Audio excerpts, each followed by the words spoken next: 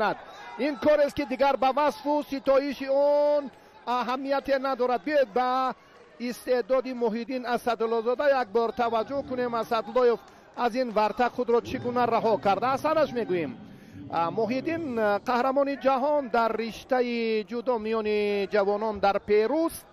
انا همین وضعیت، انا همین حالت خیلی نگران کننده بود که محیدین اسدالله زاده رقیب را خیلی هم خوب میداند و از این حالت رها یافت. بسیار خوب. 218 نیروسنجی سطح بین المللی دارد هدایت حیدرов. جوانی کبودپوشی به ناموس تاجیکستانی اینجا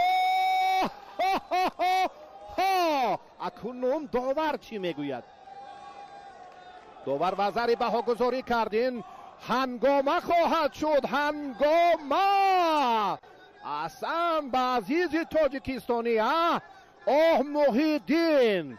حالا وقت زیاد است، بیاید هیجان دیگر هم هیجان ها رو تحمل کنیم. بیاید یک بار دیگر توجه میکنیم به این پوشناک هوا دادن لحظاتی که خیلی هم مشکل تر بود. قهرمانی بازی های المپیک، قهرمانی 2 کرات قهرمانی جهان، یکی از ستاره های شناخته جودوی سیاره هدایت حیدرов و محیدین اسدالله فرزندی برومند و به ناموس تاجیکستان این مراتبه در مقابل این چهره ماندگار خیلی هم با جرأتانه قدم می نهد. خیلی محیدین یوکا خیلی امکانیتی بهبود، خیلی فرصتی عالی بود و پهلوان ما از این حالت ها البته نمی هراسد، سراسیمه نیست و کارو در این روند شدتی دیگر می دهد. آفرین. 1 دقیقه و 27 ثانیه دیگر در اختیار داریم. محیدین دیگر باره رجوع میکند به این سمتی که هست. یک بار دیگر پوشناکی. نه، این کار را اکنون محیدین بیاید شتابکارانه انجام ندهد و بسیار آهسته به همون مقصد، به هدف نهایی خود نزدیک گردد. اما این کمی اکنون داور هم برای سست گوشتین گرفتن هدایت حیدرов به او شیدو داد. محیدین فرزندی برومند تاجیکستان که در پیرو به شرافت غلبهش پرچم پرافشان گردید و واقعا هم عزیز تاجیکستان است. اگر همین نتیجه را 50 ثانیه دیگر نگاه دارد. خیلی خوب. گمان ها از بین می روند.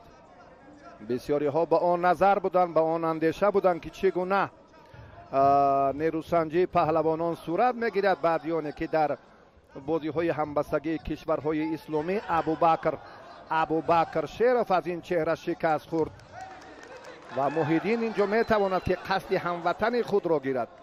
قصد ناکامی های زیادی پهلوانان ما رو، هم خواجه زاده و هم ابوبکر رو و در مجموع بیه توجه میکنیم حالا با 31 ثانیه دیگر.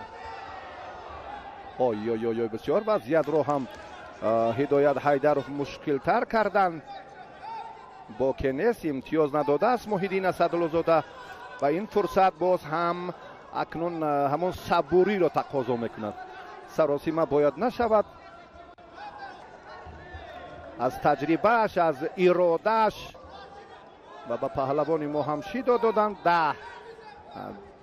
10 ثانیه دیگر روند مبارزه کار در پرتر باید شدت نگیرد، چون که ورزشگری ما اکنون بدون مبالغه میگویم که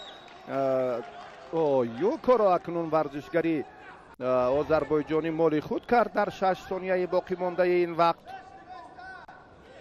5 ثانیه دیگر ما وزری داریم و این نتیجه خیلی خوب است برای ما. فرصت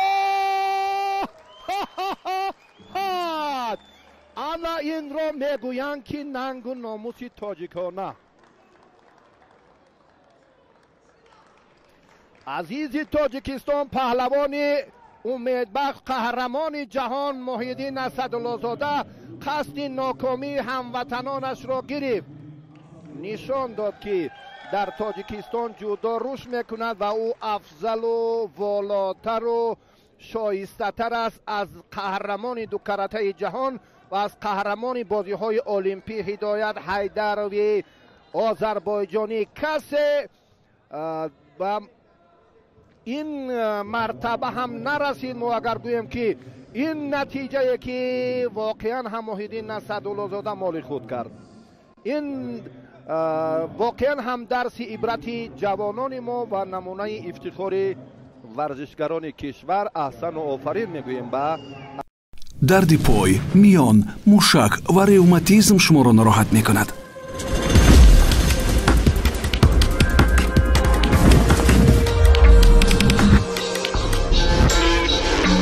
نایا تاکس شما را از درد موشک، استخوان و میان آزاد میکند.